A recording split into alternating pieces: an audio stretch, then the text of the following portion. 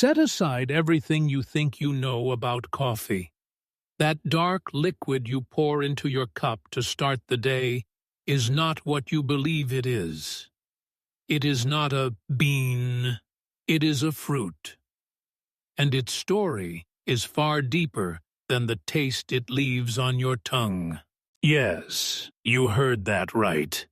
Those dark, roasted, hardened pieces are actually the seeds of a fruit that grows on tree branches along the equatorial belt, turning bright red when ripe, and known in the literature as the coffee cherry. In appearance, it resembles a cherry or an olive. When you pick this fruit from the branch and examine it closely, you encounter a layered marvel of natural engineering. On the outside, a shiny, thick skin. Beneath it, a sweet, sugary pulp. Below that, a parchment layer protecting the seed. And at the very core, the magical seed that carries the source of all those aromas. The flavor that reaches our cup comes from the heart of this fruit. And yet, strangely enough, most coffee drinkers around the world do not realize that what they consume every day is, in essence, a fruit juice. Now pause for a moment and think about geography. Why is it that the world's finest, most expensive, and most flavorful coffees do not grow on accessible, fertile plains, but instead on misty, steep, and hard-to-reach mountain slopes? On packages in markets or third-wave coffee shops, you often see phrases like altitude 1,800 meters or altitude 2,100 meters. Have you ever wondered why? When flat, warm, fertile plains exist, why would farmers burden themselves with climbing rugged mountains on muleback? The answer lies in one of nature's harsh yet rewarding rules: stress. Biologically speaking, comfort is the enemy of flavor. If you plant a sensitive coffee tree at sea level, in a warm, humid, and comfortable plain, the plant receives the message that life is easy. Its metabolism accelerates, and it grows and ripens its fruit very quickly. But this rushed growth leaves the fruit hollow inside. The resulting bean has a spongy structure and a flat, characterless taste. But take that same tree and move it to 2,000 meters above sea level, where oxygen is scarce, days are scorching, and nights are freezing, and everything changes. The tree enters survival mode. Because of the cold and harsh conditions, it is forced to grow its fruit very slowly, almost digesting the process step by step. This slowness is the key to flavor. Since the fruit does not grow quickly, the tree begins storing the natural sugars and minerals it produces through photosynthesis at the very center of the bean. The process is much like cooking, which tastes better: meat boiled in a pressure cooker for 10 minutes, or a dish slowly simmered for hours in a clay pot over low heat. Specialty coffee is precisely that: fruit that has been slow cooked, gaining character through its struggle with nature. The citrus notes, chocolate aromas, or floral hints in your cup are rewards offered by a tree fighting to survive. In the botanical world, the story in our cup has two main characters. You can think of them as siblings, yet their personalities differ like night and day. Arabica and Robusta. Our first character, Arabica, is the aristocrat of the coffee world. Delicate and selective, it loves only high altitudes and demands clean, cool air. It is extremely fragile against disease. A few degrees of temperature change, and it sulks. A shift in the wind, and it refuses to bear fruit. For farmers, it is a nightmare. But if you endure all its whims, it rewards you generously. The world's most complex, aromatic, and refined coffees come from this delicate species. Those soft, fruity flavors you taste are Arabica's signature. On the other side stands the family's resilient warrior, Robusta. True to its name, it challenges adversity. It thrives in hot, humid lowlands where Arabica cannot survive. Diseases do not affect it. Insects keep their distance. So how does Robusta endure such conditions? The secret lies in its chemical defense mechanism, caffeine. In nature, caffeine may be a stimulant for humans, but in the plant world, it is a powerful insecticide. To protect itself, Robusta produces nearly twice as much caffeine as Arabica. When an insect bites it, the high dose of caffeine paralyzes the attacker. But this defense comes at a cost: flavor. Caffeine is inherently bitter. The sharpness, earthy notes, and intense bitterness in Robusta come from this trait. Those harsh industrial coffees that wake you up quickly but are often described as burnt rubber or woody are usually pure Robusta power. The choice in your cup is yours: a refined aromatic journey or merely a biological jolt to wake you up. When the coffee cherry ripens on the branch, the journey has only just begun. The real challenge lies in removing the fruit pulp to reach the seed inside. This is where another art that defines coffee's flavor comes into play: processing methods. If farmers spread freshly picked cherries across large terraces and leave them to dry under the sun for weeks, this is called the natural process. As the fruit pulp dries and clings to the bean, all the sugars and flavors transfer into it. The result? A coffee with incredible body, sweetness, and jam-like fruit aromas.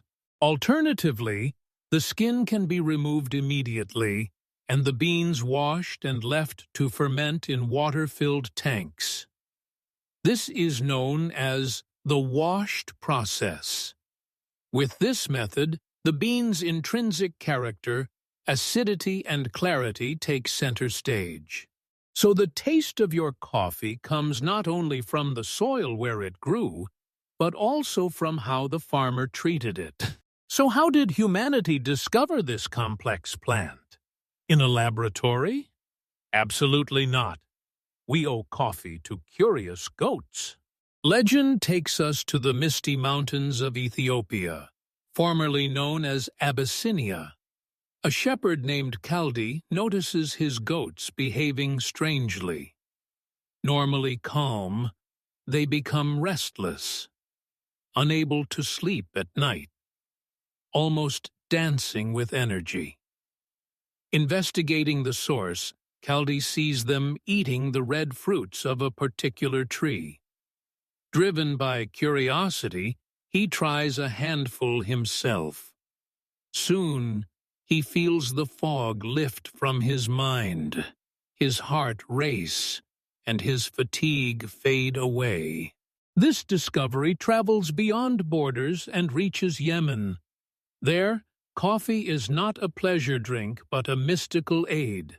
Sufi dervishes use it as a sacred fuel to stay awake and focused during long nights of prayer and remembrance. A story that began with dancing goats deepens with whispered prayers and gains a spiritual dimension.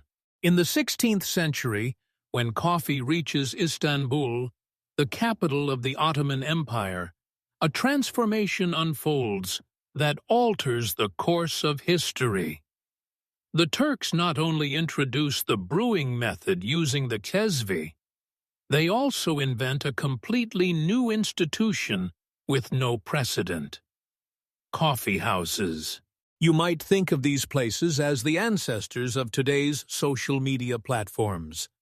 Until then, opportunities for social interaction were limited. People went either to the mosque or to their homes. There was no secular public space for conversation. Coffee houses became the internet of the 16th century. People did not come merely to drink coffee. They came for news, political debate, literature, and art. Coffee dissolved social hierarchies. A pasha and a tradesman could sit side by side over the same cup. Though this awake and questioning public sometimes unsettled authorities, the spread of coffee houses could not be stopped.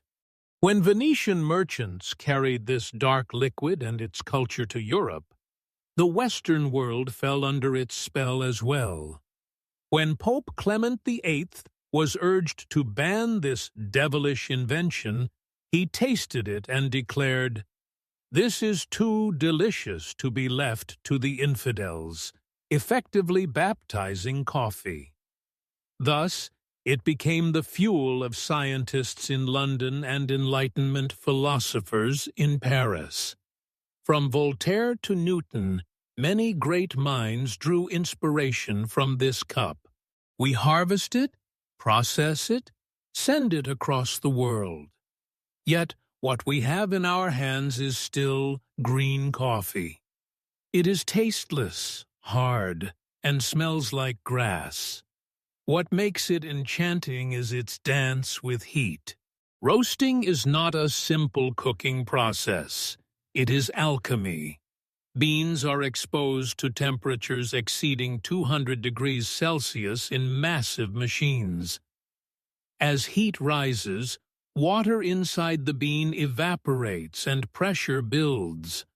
Amino acids and sugars react through the Maillard reaction, turning the color from green to yellow, then cinnamon, and finally into the brown we recognize. And then comes the magical moment. The first crack. A sound like popping corn fills the air. This is the moment when the bean surrenders, releasing more than 800 aromatic compounds. The grassy scent disappears, replaced by caramel, nuts, fruit, and spices. The roaster does not merely control heat. They release the soul trapped within the stone. And the final act, brewing. All this effort depends on those last few minutes when water meets coffee. Here, the rule is a game of physics and geometry. Grind size. If you brew coffee under pressure, as in espresso, water contacts coffee for only 25 to 30 seconds. That is why the grind must be as fine as powdered sugar, allowing water to capture flavor as it passes through. For French press or filter coffee, water and coffee remain in contact much longer. To avoid bitterness, the grind should be as coarse as sea salt. And Turkish coffee, the oldest method in the world. Since it is brewed with its grounds and never separated from water, the grind must be so fine it feels like dust between your fingers. Look once more at the cup before you.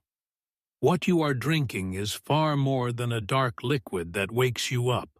It This is new the shipment from the biological highlands is triumph of a exceptional, tree isn't it? struggling to survive in the mountains Truly, of the aroma Ethiopia. fills the entire room. It is the witness to sleepless nights of Yemeni dervishes and heated debates in Istanbul. It is the sum of a roaster's fire, a barista's skill, and centuries of global labor. The next time you take a sip of your coffee, do not think you are merely consuming caffeine. You are tasting history, geography, and humanity's shared obsession. Now, take that sip. Honor this miracle, because life is too short for bad coffee. May your stories be rich, and your coffee always fresh.